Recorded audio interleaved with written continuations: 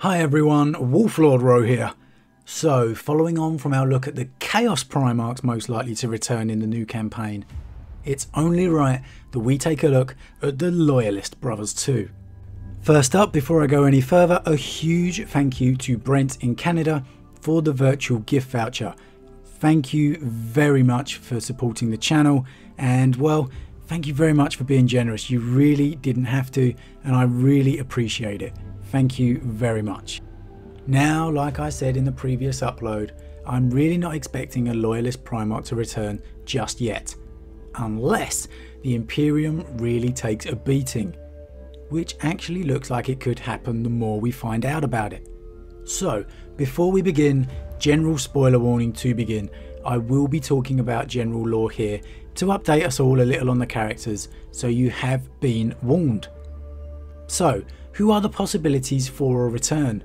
Well, we have Jagatai Khan, Leman Russ, Corax, Rogel Dawn, Lionel Johnson, Faris Manus, Vulcan, and Sanguinius. Oh yes, that's right, I said it, Sanguinius. So with the 8 Loyalist possibilities, I'll do like last time and rank them from least likely to most likely, and as always, this is just in my opinion. But with that said, let's jump straight in. Number 8, Faris Manus.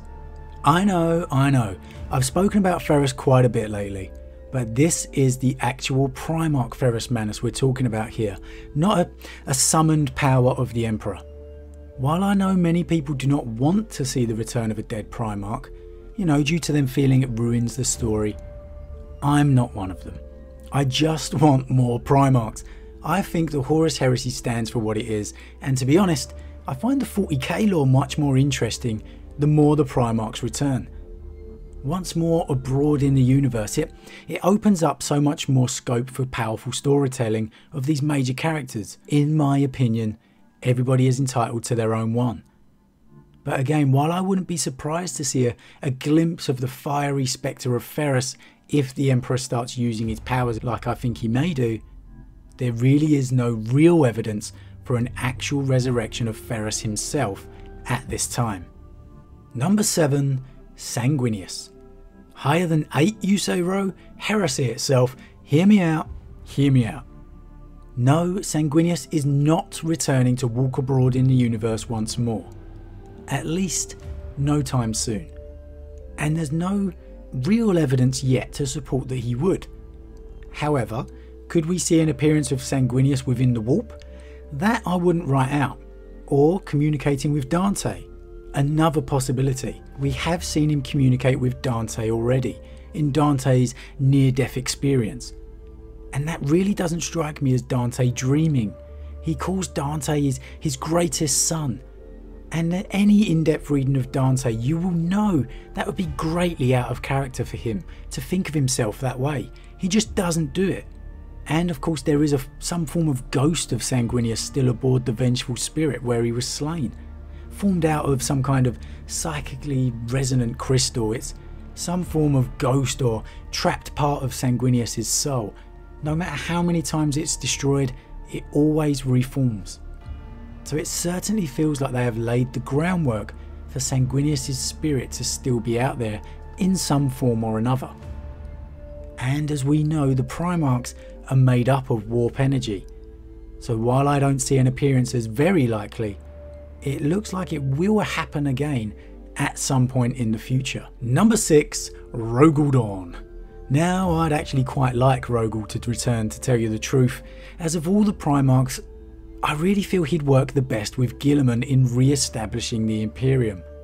It's clear from the Horus Heresy series that Dawn holds Guilliman in very high esteem. I mean literally, anytime Guilliman is mentioned, Dawn speaks of him with praise, never doubting his loyalty or that he's coming to Terra. They just have to hold out long enough for Guilliman to arrive. Now of course we know they certainly disagree strongly about the Codex Astartes when it's first introduced, and it'll be interesting to see how the Scouring years may affect their relationship. But as it stands, Dawn and Guilliman are the perfect fit, and we know the established lore of Dawn's body being found has been retconned. Only his fist was found, And yes, we all see what you did there, Games Workshop. So the groundwork has been laid for a possible return. However, there's pretty much been no more mention outside of that. So a Dawn return would be hugely out of the blue. The only reason he's really over sanguineous at this point is that we don't have a body to confirm him as dead. So he's still out there somewhere. So for now, we'll just have to enjoy him in the Siege of Terror series because Dawn's a pretty cool character. Number 5, Vulcan.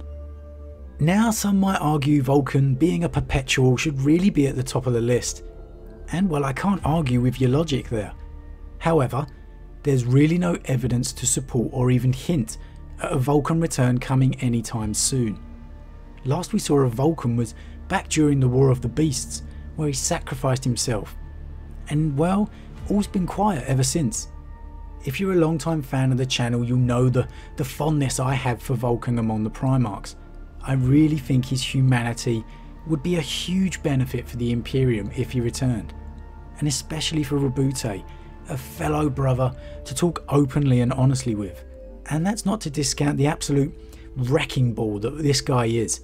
Strongest of all the Primarchs, who actually held back when sparring against his brothers so he didn't hurt them. I mean, Vulcan's an absolute beast, and it can't be stated enough. But again, unless we are given some hints in the Salamander's Codex supplement we're sure to get, or during the course of this campaign, there's not much out there for a Vulcan return. Number 4, Leman Russ. Now I wish I could have put him higher on the list, I really do. Man, would I love a return of the Wolf King. We know he is somewhere within the Eye of Terror, laying waste to traitor scum. Some say searching for the Tree of Life to heal the Emperor. However, personally I think that's going to get retconned. To what? I'm not too sure. I still have a feeling the Emperor spoke to him and gave him a task of some kind. But just what that is, I'm not too sure. However, that's where he is. We know the current Space Wolves are searching for him, or at least a sign of his return. From the novel Ashes of Prospero, we get to see that firsthand. With the return of Guilliman and the opening of the Great Rift, they think the chance of a Russ return has never been greater. And indeed, they're probably right. But I think we'll get a few more hints, at least, of Russ returning before it happens.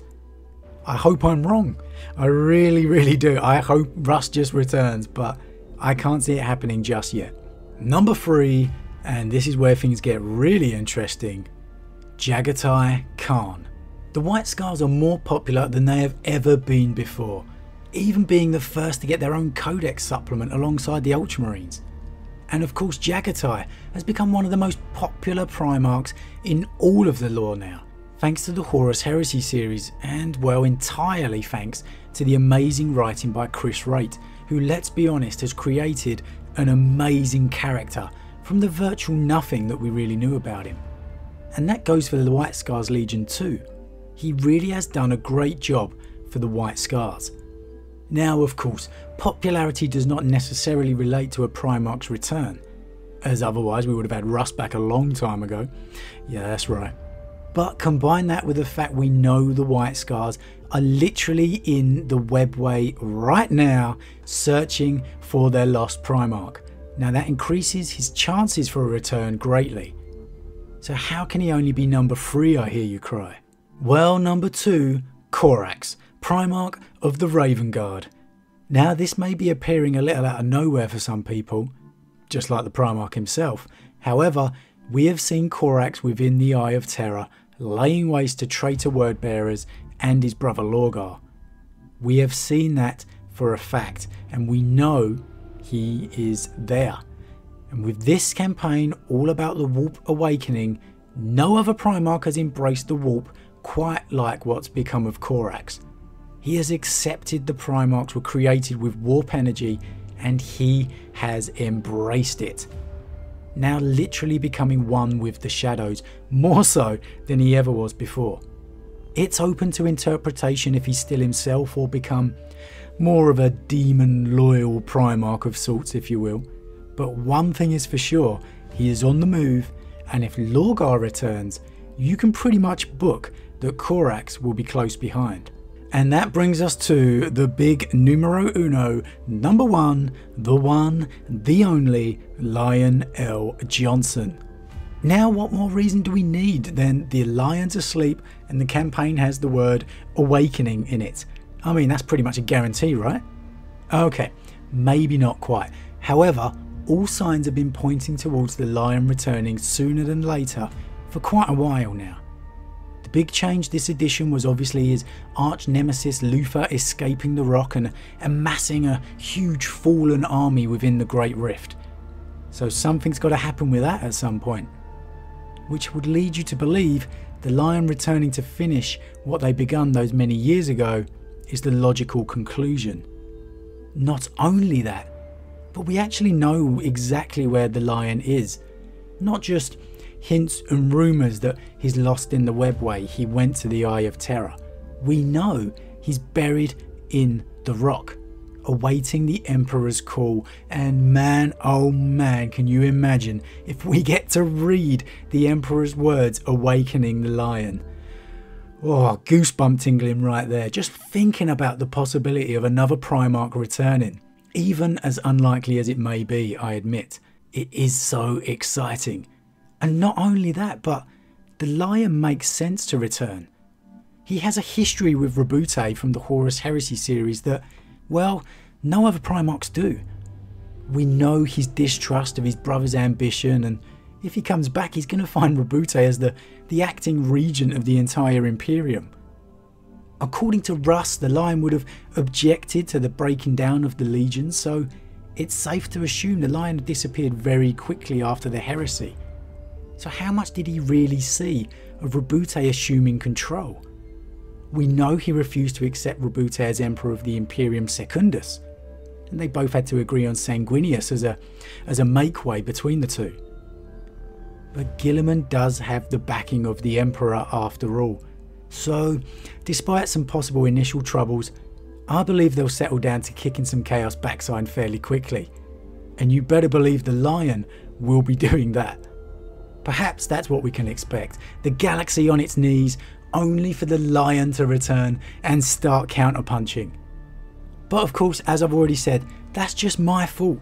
What are your thoughts, guys? Who do you see coming back, if anyone? As always, drop your thoughts in the comments below. I love reading them. And as always, a huge thank you to all of my subscribers.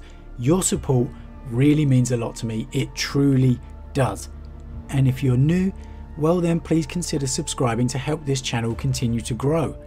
If you enjoyed this particular vid, well then why not drop a like on it too. But with that said, I am off, and I'll see you guys again real soon.